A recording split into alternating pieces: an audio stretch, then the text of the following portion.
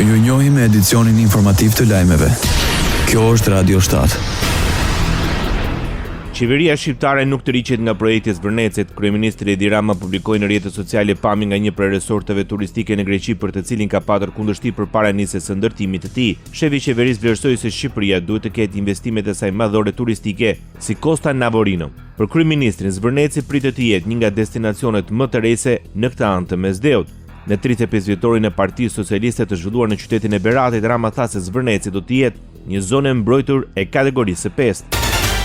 5 skuadra finaliste të konkursit ndërkombëtar për rikualifikimin e pallatit kongreseve paraqiten përpara juris. Projekti det arkitekturore në një proces që synon transformimin në një godinë historike të Tiranës në një qendër moderne multifunksionale. Ministri i Turizmit, Kulturës dhe Sportit Blendi Goxha deklaroi se rikualifikimi i pallatit kongreseve përfaqëson një moment të rëndësishëm për zhvillimin e Tiranës dhe për shtatin e infrastrukturës publike me realitetin e ri të vendit. Sipas tij, rikualifikimi i kësaj ndërtese emblematike të Tiranës për ta shndruar atë në një hapësirë praktike dhe multifunksionale të rinovuar është një investim në shërbim të jetës kulturore, institucionale dhe publike, si kushte dhe një rritje ergonomie për tërë bllokun urban ku pozicionohet.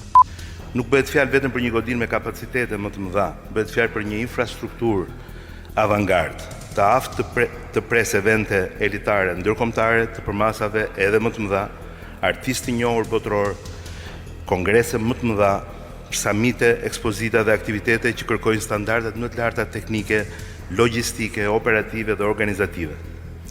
Ndaj rikualifikimi i kësaj ndërtese emblematike të Tiranës për ta shndruar atë në një hapësirë praktike të rinovuar, është një investim shumë i rëndësishëm në shërbim të jetës kulturore, institucionale dhe publike.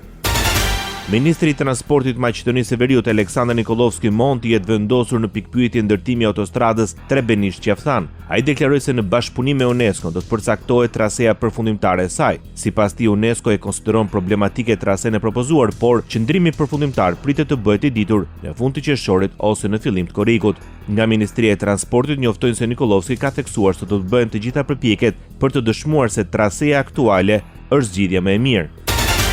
Kryeministri i Maqedonisë së Veriut Histra Mickoski konfirmoi dorëheqjen e zëvendës kryeministrit Arben Fetaj. Zoti Fetaj dha dorëheqjen, e dini se në qershor na pret rikonstruktimi i qeverisë. Do të bisedojmë me partnerët tanë në kuadër të qeverisë. Në dorëheqjen e tij falenderohet për bashkëpunimin me mua si kryetari i qeverisë me kolegët në kuadër të qeverisë, tha ndër të tjera kryeministri i Maqedonisë së Veriut Histra Mickoski.